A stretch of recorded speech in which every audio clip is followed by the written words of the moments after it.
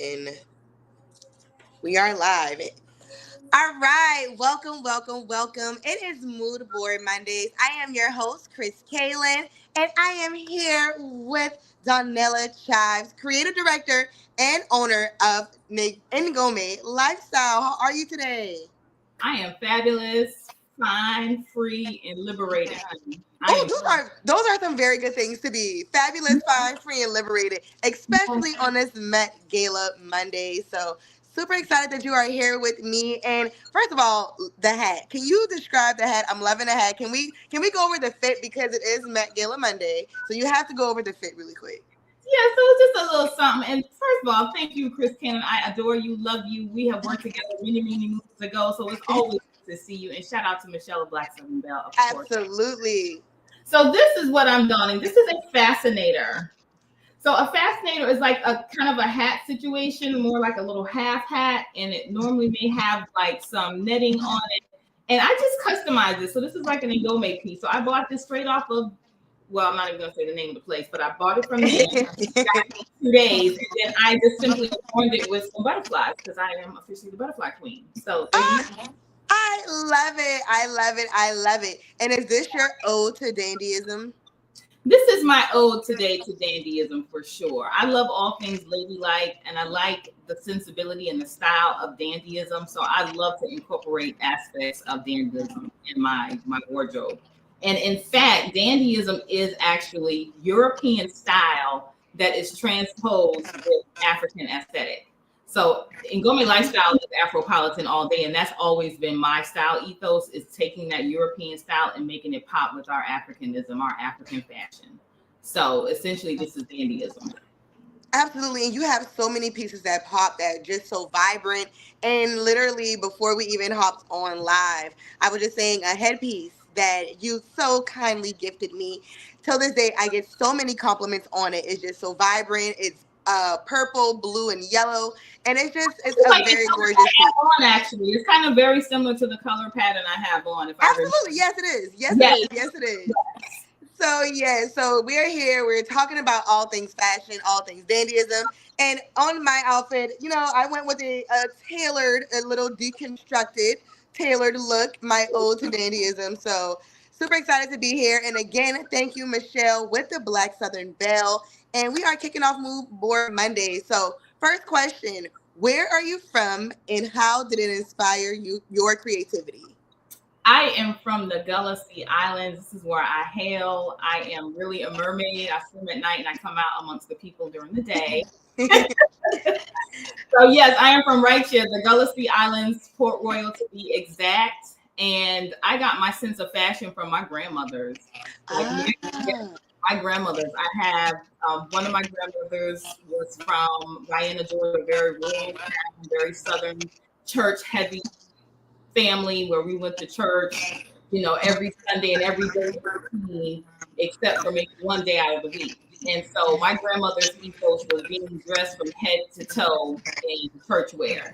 So the Yes. hat with the shoes, the piece suit, the gloves, everything very ladylike. So that was my orientation on the southern side. And then my grandmother, Mary Jane, who lived to be 100 years old, Wow. came from Waynesboro, North Carolina, and then migrated up to New York. So she came with a whole other style of ladylike fashion where women really dressed. So they had the A-line dresses. Women stepped out and went out together as women. They had their gloves. They had the A-line dresses. They wore stockings. They had the little heel shoes. Everything was very, it was all about us rising. So when my grandmother came from New York, I was small. My mother moved down from New York to South Carolina. She had me rearrange her closet. And I was so amazed that everything in her closet was so ladylike. And that's where I got my really deep into fashion because my grandmother had stole, she had the gloves, she had the brooches, she had pearls, everything to adorn an outfit and make it just so special and so unique. I credit my grandmothers and my mother, also a style and fashionista, for my fashion. No, I absolutely love that story. It's funny. So yesterday, I was filming something with my mom, and I would always say when I look back at my pictures of me growing up as a kid, I would always be ready for tea at high noon. I would always have on gloves, a hat, a purse, lace socks, a cute dress, like literally any picture. She was just like, you had a duster, and that was just such a big thing. So when I think about that and just style, and this was like I had a duster when I was still a hand baby, and then as a kid wearing, having the hat with the purse and the gloves, it was a thing. And just when you realize that Southern culture and what you grew up with and how it's just passed down.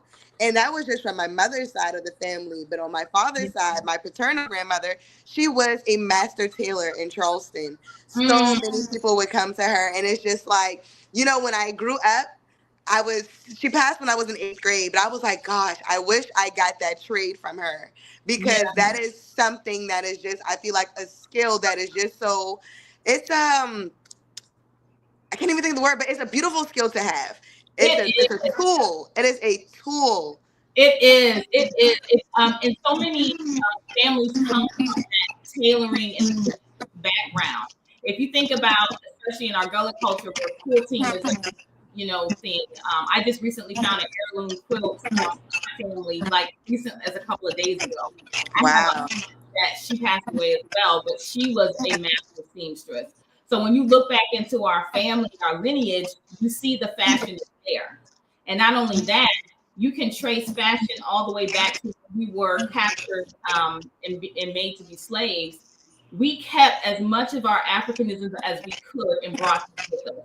So, for instance, like our Dinka symbols, you will see them all over Charleston, Savannah, with the welding, the wrought iron fences. They'll have the Sankofa heart, and that's an Adinka symbol. Sankofa means to go back and fetch it. So you see our imprint everywhere and in everything we do. And fashion for us is actually a form of resistance. I get to show up how I want to in 2025 because somewhere my ancestors weren't able to at some point. So when we come as we are, we showing up with our 4,094 plus ancestors behind us. Yes, yes, yes, yes, yes.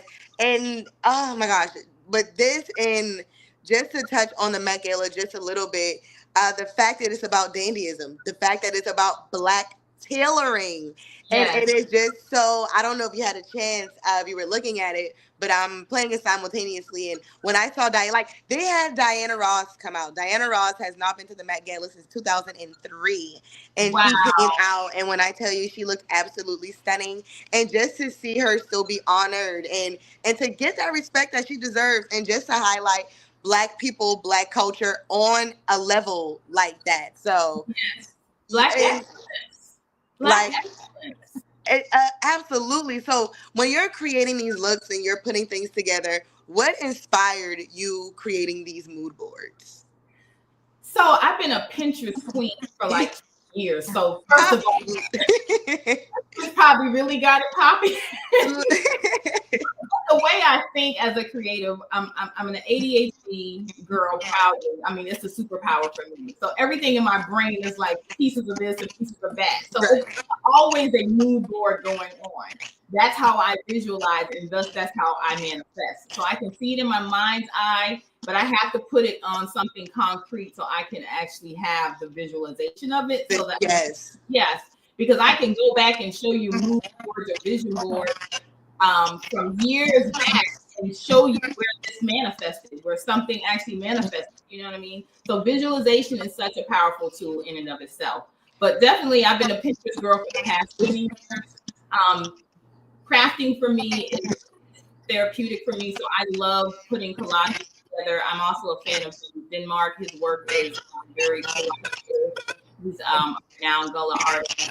So, and then Michelle and I had some conversations because we collaborated for the past almost 10 years, I would say. And, she brought this to my attention and it was like, let's do this. Yeah. Let's tell our stories in different ways. And collage work is not new. Mood boards are not new. It's just, I think it's an elevated way, a kind of a 3D way to tell stories in a very visual way. So No, absolutely. And being able to see the story, and I always tell people, it's one thing to have an idea, but it's another thing when you can actually take what's in that mood board or what you have in your journal and you can make it an actual physical thing. So, what's Yeah. that like when you can have your mood board leap off the page into an actual thing? Oh man, it's really quite magical, and that's the first thing that I can say. But it's also a testament of writing the vision and making it plain. You know, we can have the ideas in our minds all day long, but at some point you got to be able to put it down so that you can bring that to fruition, if you will.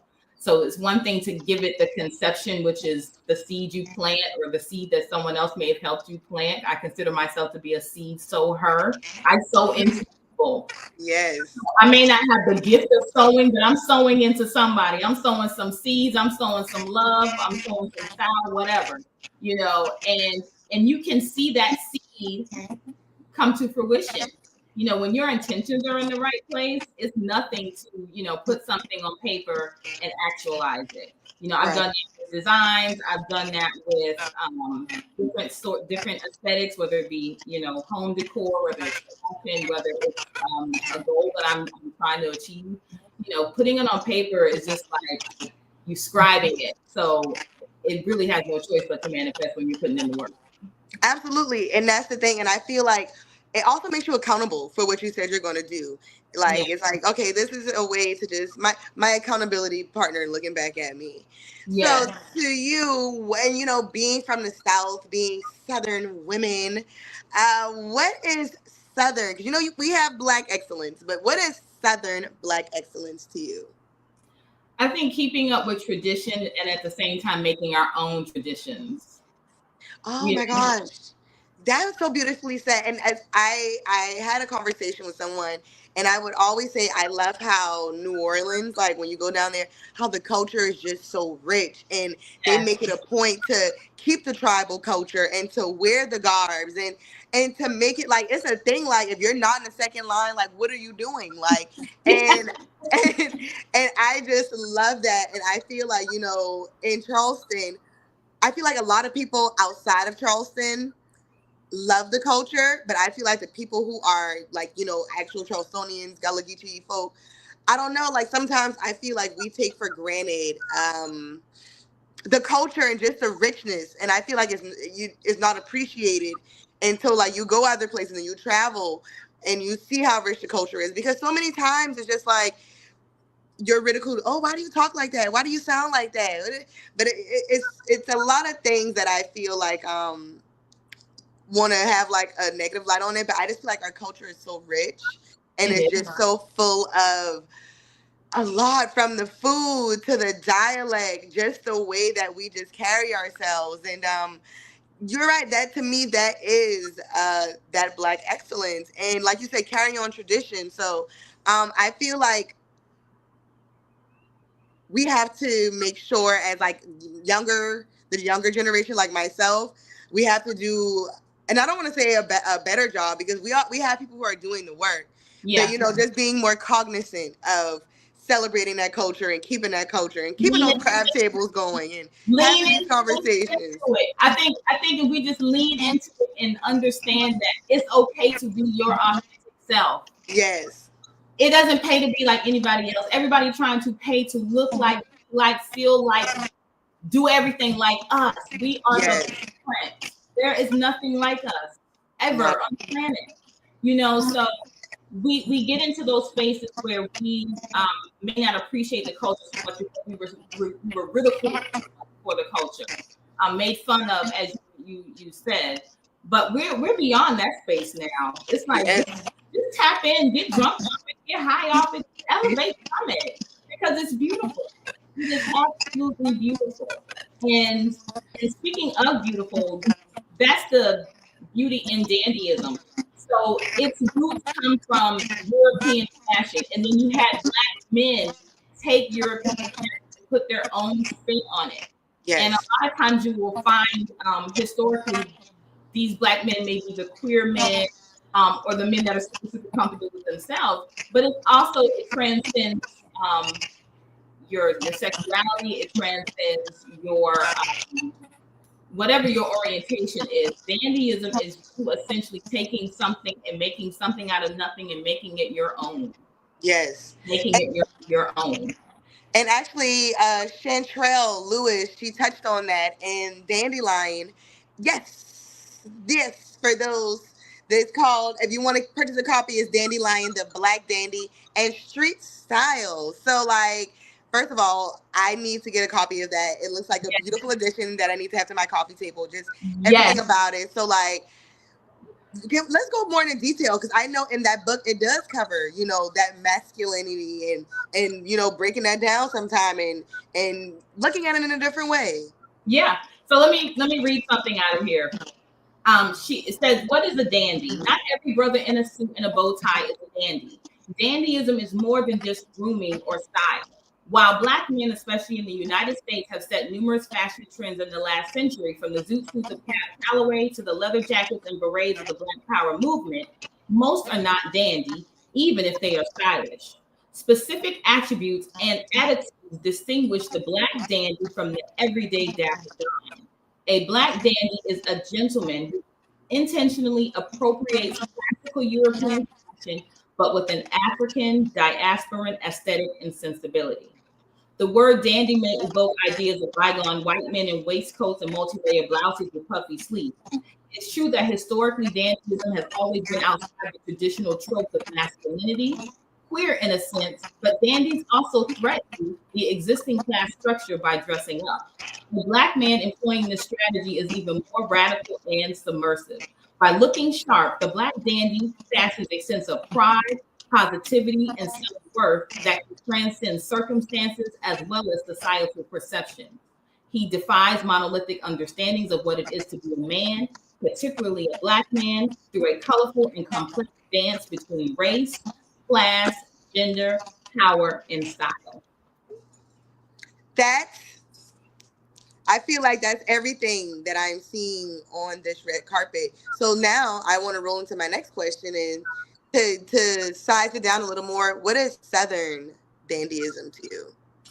Ooh, Southern dandy is your uncle that show up to the barbecue and everybody talking about how fly he is because you got that one uncle that gets it right no matter what's going on. I people have 5, 10 girlfriends, married 15 times, but Unc know how to show up to the barbecue right. And do, and I feel like a lot of times with Southern, it's just a certain flair. It's Yeah, it's a class. It's, to me, it's like an unspoken classiness. Sometimes it's yeah. not too loud, it's not too boastful, but even if it is, it just balances out really well. I just love that idea. Very classy, and I have that. He's my cousin, but he's so much older than me. You know how in our Southern traditions we're gonna call you uncle if you know when Yeah. 20 years old. But anyway, this uncle always had pictures in every single thing. You know, his shoes with tops here, everything matched. Like he is a dandy to me, and that's the dandy in our family. My cousin Gnarly, and anybody that's my family watching will absolutely know this. He has always had a very top tier sense of style, always well put together with his color pairing, with you know, making sure that his clothes were well cut and that they fit very well. Because that's Yes. another thing that really distinguishes a dandy is fit.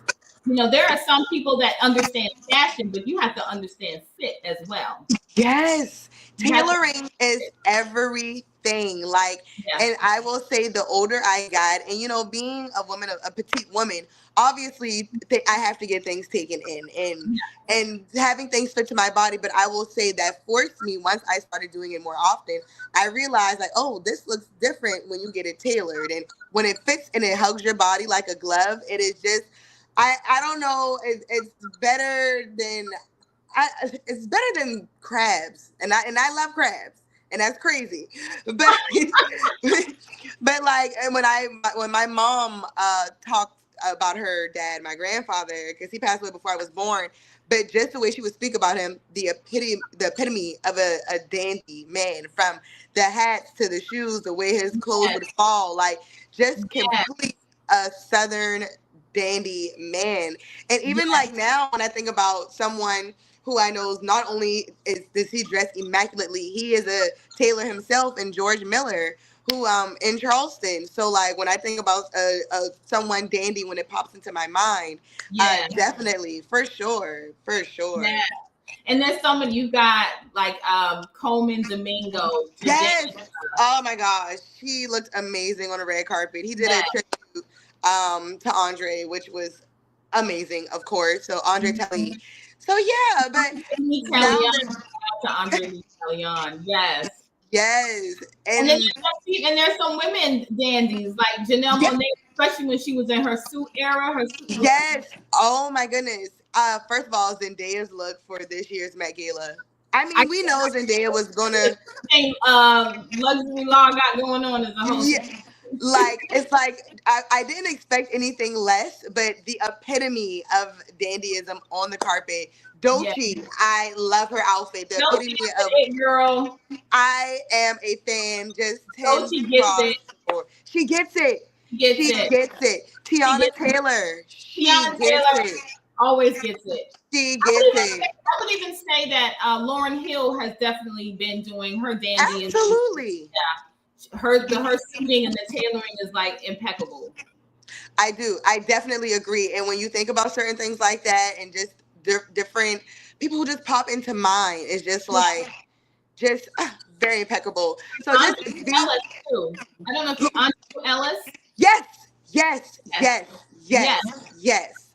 And when you think about tailoring in the Met Gala, what are some of your formal go-to brands? Ooh. And Gourmet Lifestyle number 1. Hello, number uno. I respect a lot of the gatekeepers in fashion. I mean, you can't knock someone, even though they may have stolen from us or taken from us, you know. Right. There are some people who get tailoring well, and I would definitely say Chanel is one of them. Oh my gosh, yes. Yeah, Chanel is definitely one of them. Dior. Yes. Carolina Herrera has always been one of my favorite designers with tailoring.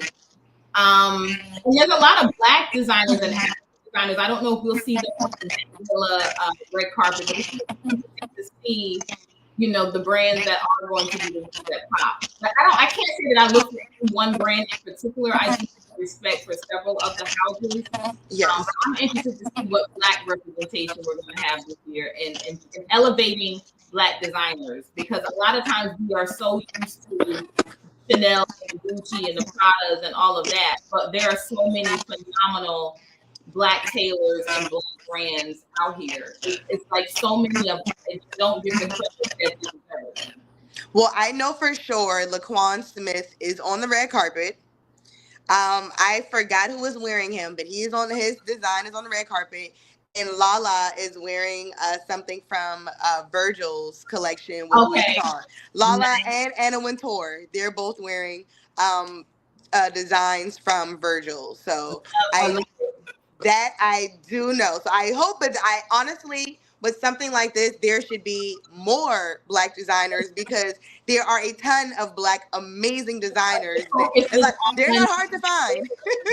There's no shortage of us. There never has been. Never. The theme being, you know, super style, super fly, then the Black tailoring. There should be like an all-out standing ovation representation of Black designers. So that's what I'm looking to see. So if we're not doing that, I don't know what we're doing. Exactly. That we should be rolling down the red carpet at this point. Yes. So when you are dressing up, so this is my favorite thing to do. I always tell people, like, I love pulling out pieces and things, but how do you get fly on a budget? How do you dress on a budget? What do you do? What stores do you go to? So having come from a retail background and knowing that things go on sale, you know, hard discounts. So, you know, and I work for Nordstrom's and Saks Fifth Avenue. So I know when stuff goes to 75% off, you can get some really nice brands for next to nothing. I'm also a big thrifter, you know, especially back in the days before I had children, although they're in their 20s now. I hard. And I still have a lot of the pieces that I had. I know when I buy things, I have to see myself wearing it for years to come. Fashion is an investment for me because I don't really like trendy clothes because if I'm going to buy it and then hate it 6 months from now, then I just wasted my money. Right. So I believe in buying pieces that can complement what I already have in my wardrobe, and then I can add to it, adding something new to it, or upgrading something. Yes, I always feel like if I'm going to spend a lot of money on a piece, it has to be a piece. I don't need it for an outfit. It has to be a piece. Yes. And pieces are very important to a closet. Absolutely. You get your staple pieces and then you add on and you accessorize. Like accessories are like the best thing going. You can have something you've had for 20 years and you can re-accessorize it and you done got outfit 2.0, 3.0, 4.0, 10.0. Listen, I love a good accessories. Accessories just adds, I feel like it adds sprinkles to the outfit. Like the outfit can be cool, but when you put the accessories on, now we have some sprinkles and we're adding the sauce. The sauce that you forgot you needed. You're like, wow, I didn't know that these rings would like make my outfit look so much better. But it does. And those are the small things, the small pieces. And if you pay attention, that's mainly what people will compliment you on. Because then two people can show up to the same thing and one got on accessories and one doesn't. The one that has on those accessories is probably going to get more compliments. Because you styled the outfits, you showed your personality. It's one thing to wear something, but it's another thing to style something. So what's the difference between wearing something and styling something? So something can wear you. You're not necessarily wearing it. So when you are stylish, you're bringing your charisma, your personality. It's like you're dressing from the inside out. So when people see that you're stylish, they know that you are invested in your clothing. You're invested in whatever choices you put together to create this outfit. You're intentional. When you're stylish, you are intentional. You're conscious about how your energy shows up in clothing, and you are aware of that, and you exude that. So nothing is just wearing you. You're bringing because it's you. You are the style. You are the sauce. So style is essentially taking what's authentic to you and pushing it forward with your self-expression clothing. Yes, and you have to be comfortable in what you're wearing. Confident. You have to be comfortable. If you're not comfortable in what you're wearing, it's going to show. And I always tell people, now what you wear is how you wear it. You got to have confidence in your clothes. You got to have confidence. I mean, I've seen it all. People literally looking like they just deep dived in the trash can, but they walking out like, I mean, and I'm not gonna lie, I've seen Erykah Badu do this. Like she'll have on something that looks like absolute trash, but it's her swag that it's the swag. I forgot what show it was like. She has the katomates. The way she just walks, just like she owns it. It's her personality, and that's the thing. And she's unequitable. You cannot touch her. So, you cannot. It does not matter. It does not matter. It's going to look good. Yes, it's going to look good because it's her. Rihanna can walk out she can walk this red carpet right now in a garbage bag, and everyone's going to be like, "It's amazing." Yes. Rihanna made it look amazing. Everyone needs to go buy a garbage bag. Yes. Now, the only person that has not sold me on that quite yet is Kanye. I cannot get with his. Kanye, we're going to pray for him. We're going to pray for him and whatever he has going on. And I hope he does not crash the carpet. So far, so good. I'm pretty sure they have security on standby because the last red carpet, his wife was completely naked. And where we don't know. It did not make any sort of sense whatsoever. No, not today, Kanye. We don't have time for that. No, we do not have time for that. So do you have any DIY fashion tips as far as repurposing or materials? And I will say this is like a question that I'm also selfishly asking because I am getting ready for the Cowboy Carter tour. And, just pulling looks together. And like some of these things that I'm looking at, I'm like, I can go to the thrift store and get some jeans. I can get the applique from Amazon. And instead of giving you $150 to make these jeans, I can do it myself for like $10. So like, what is your tips and tricks on repurposing or DIY fashion? Oh, I think we are the kings and queens of making something out of nothing. Hello. Our grandmothers taught us well, our aunties taught us well, and sometimes we forget. So we need to remember who we are and show up as that. You can take anything, like fabrics. You can take a head wrap and make a belt out of it. You can put it through your jeans and loop it through your jeans and put a cute t-shirt on it, or your heels or whatever. Like, don't limit yourself to just seeing things from one way. Train your eye to see something being used in different ways. Yes. And I will say with, social media and people sharing their mood boards, and I get inspired a lot, things that I would have never thought to put together, on myself. And then it's like, you know what? I'm going to try it. So I also feel like fashion is fun. You should experiment and Definitely. just see what works. See what works. Have fun with it. And if you can not get yourself in a bind by waiting to do something at the last minute, that will help you out even better. And then some of us actually function better, like me. I function better at the last umpteenth minute. I'll put something fabulous together, and I'm like, damn, I really did that. And it's always the best outfit. Literally, the last minute outfit when you're like, I'm this close to having a mental breakdown. I'm not going to this event, and then all of a sudden it like works out. And then what really takes it over the edge is when everyone gives you a compliment on it, and you're like, if you guys only know it was going to happen an hour ago. They're stressing about to blow a gasket, wasn't going to show up to the event, and look at God. Literally, I just love that. So if you could give a fashion tip or advice, what would it be? I'm gonna say one of my favorite quotes by Maya Angelou, and I think I'm even gonna have to pull it off of my my phone here. But she said, "Live life with some humor and some." Hold on, I gotta find it, you guys, because I cannot let this moment go without saying this, because it's my favorite quote. My mission in life is not merely to survive, but to thrive, and to do so with some passion, some compassion, some humor, and style. Make life joyful. It's too much going on not to have joy. And if fashion gives you joy, I mean, lean in and rock out, because that is in our DNA. Hello, and I love that. I feel perfect. You said that perfectly. So how can people connect with you? How can they shop your brand? How can we want to know more. So how can we get in contact with you? www.ngomelifestyle.com. That's NGOME lifestyle.com. I'm also really getting into the social media since I am on Instagram at shopngomelifestyle.com, and you can also connect with me from that page to my another venture that I have called Mom Not Bride. So yeah, that's how you guys can reach out to me. I'd love to connect. Awesome. And you can connect with me, Chris Kalen, on Instagram and Facebook, _Chris Kalen on X and TikTok. Thank you again to Michelle with Black Southern Belle for having this conversation for Moodboard Mondays. Oh, I wish I had, well, I'm going to toast with my water. Cheers to that. Thank you to everyone who tuned in. Make sure you are having the conversation. We're talking about Black excellence, Black dandyism, Southern dandyism, and just all things fashion. So I can't wait to see what the next Moodboard Monday has in store. And thank you again so much. Thank you. Thank you all for tuning in. Blessings.